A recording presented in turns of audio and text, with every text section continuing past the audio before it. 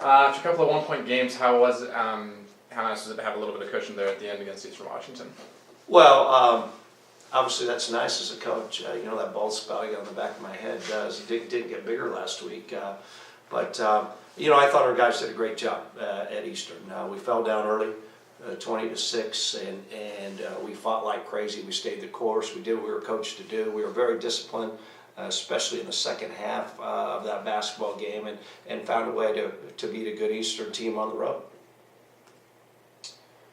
Obviously, Southern Utah and Eastern Washington are very different teams, makeup and record and all that. But is there any way that your guys' approach is going to change going into this road trip with them in Northern Arizona? Absolutely not. We pretty much do the same thing every road game or every game. We're going to prepare our team the best we possibly can. We're going to motivate our team the best we possibly can, and we're going to go out and do the best job we can executing the game plan and doing everything to find a way to win each basketball game that we have this year, and next up is Southern Utah. Right, and Trevin Allen has started to get some more minutes as conference play started. How's that been able to take some pressure off of Perry Allen and kind of adjust the team a little bit? Well, Trayvon's a good player. He's been a good player in this program. He had a great freshman year. I saw a stat the other day. He scored the second most points since I've been the coach here as a true freshman. We're finding ways to get him more minutes. He shot the ball extremely well versus Eastern, and obviously we're going to need our depth as we go through the season, the conference season, and the conference tournament. And it was nice to see him step up and have a good game. I don't know if it's any one thing that we've done to get him more minutes. It's just the way the games have worked out. Peter, you got anything? Yeah. What are you looking at this week in both Southern Utah and NAU? What kind of teams are there? Yeah, Southern Utah, very talented. Probably a lot more talented than they were a year ago. Dwayne Morgan, a transfer from UNLV, who just became eligible, is averaging a double-double. He started playing with them December 28th, and he has changed their team because he's such a force inside. He can score at all three levels, inside, outside, on the post, at the free throw line. They've got some other good players. Like I mentioned earlier, their pieces are a lot better than they've been in the past. Jaden Cohey is a very good player. Played at Seattle U and a couple years ago in the CIT, had a huge game against us. I really like their personnel. Off to a little bit of a slow start in conference play, but I think once they get playing better together, they're going to be a team that's able to knock off or get themselves in the upper half of the conference.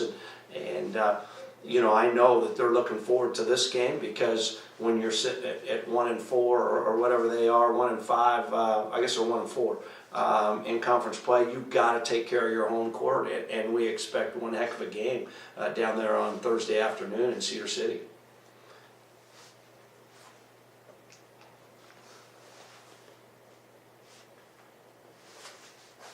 Having the whole league up this year, what does that do for the way you're approaching it? No different approach than we've ever approached it. However, there's no nights off, especially on the road, and I think you will see teams step up and beat teams that you don't think that shouldn't happen.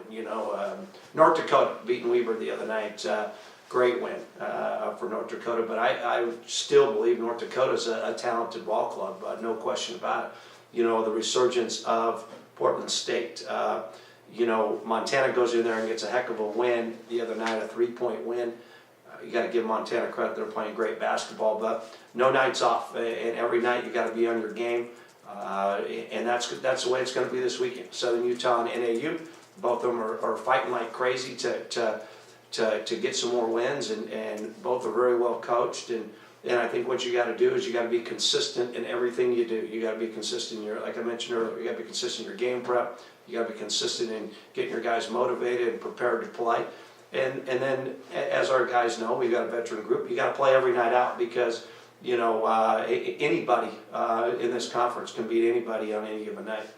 That's an interesting point. How valuable is it to have a lot of seniors in a year like this? Well, I think it's valuable. I know it's valuable. No question about it, because I've got right now a lot of guys who've been through the league a number of times, and so when you have a young team, you got to educate them a little bit more. This team, it's more about resting them and getting them ready, and that's what we've done this week. We took Saturday and Sunday off after the Eastern game, so we have a bunch of energy on Saturday night, because as we know, on Saturday, I guess it's Saturday afternoon, we play at 7,400 feet elevation, and so I felt like we got to have our guys rested and ready to go. That's probably as important as anything with this team is make sure they're rested.